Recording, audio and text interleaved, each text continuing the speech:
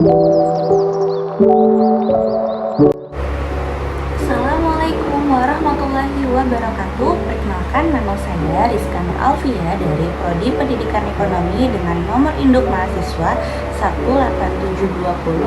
18720500090. Berdirinya saya di sini untuk memenuhi salah satu tugas ujian akhir semester saya di semester 4, yaitu mengerjakan mata kuliah sebagai berikut. Berikut penjelasan singkat dari saya, selamat menyaksikan. Baik teman-teman semua, kita masuk ke dalam penjelasan yang pertama, yaitu menerapkan penghitungan PBB atau pajak bumi dan bangunan. Dasar pengenaan pajak bumi dan bangunan adalah hal mutlak yang harus dipahami dalam menghitung PBB melalui Undang-Undang Nomor 1 Tahun 2022 tentang hubungan keuangan antara pemerintah pusat daerah atau Undang-Undang HKPD. Pemerintah resmi menaikkan tarif PBB atau tarif pajak bumi dan bangunan perdesaan dan perkotaan atau PBB P2. Oke, next yaitu pajak bumi dan bangunan adalah pajak atas tanah dan bangunan yang dikenakan kepada pemilik karena adanya keuntungan ekonomi atau status ekonomi akibat kepemilikan tanah dan bangunan tersebut. Subjek pajak bumi dan bangunan adalah wajib pajak orang pribadi dan wajib pajak badan.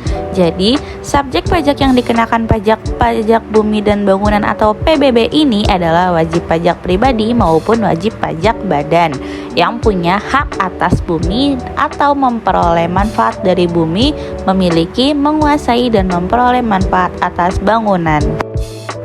Berikutnya, istilah-istilah yang ada dalam perhitungan PBB. Dikenal dengan NJOP atau nilai jual objek pajak adalah harga jual dari tanah dan bangunan yang kalian miliki.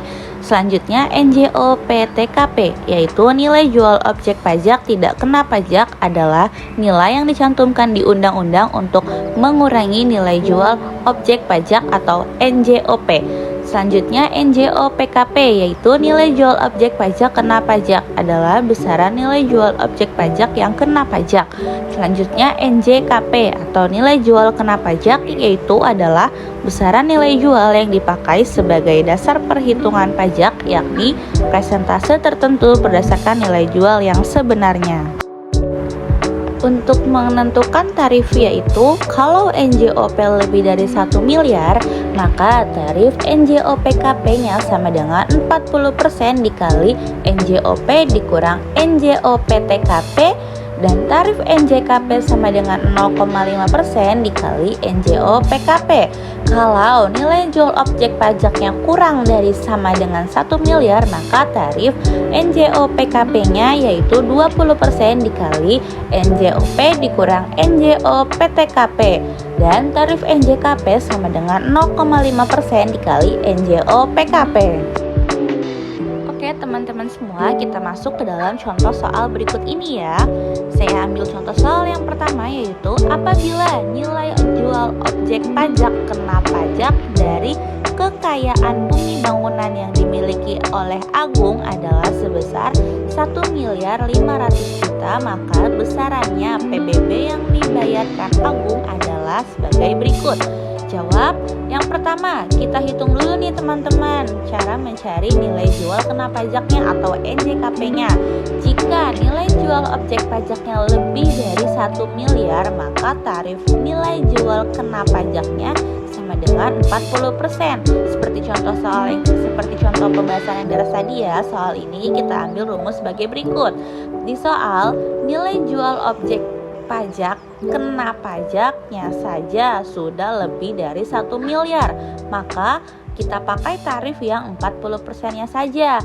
Di sini diketahui nilai jual kena pajak sama dengan tarif dikali nilai jual objek pajak kena pajak. Nilai jual kena pajak sama dengan 40% dikali 1.500.000.000, dan nilai jual kena pajak atau NJKP sama dengan 600 juta.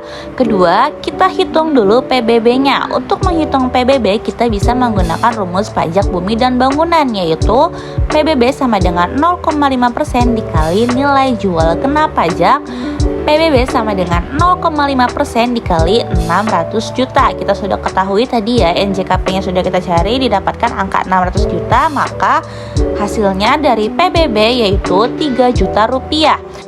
Jadi Agung harus membayar PBB sebesar 3 juta rupiah dari tanah dan bangunan miliknya. Teman-teman semua, saya rasa cukup penjelasan singkat dari saya. Mohon maaf apabila banyak kesalahan dalam penulisan dan pengucapan. Mohon dimaafkan ya semuanya. Terima kasih untuk yang sudah menyaksikan. Wassalamualaikum warahmatullahi wabarakatuh. Sampai jumpa.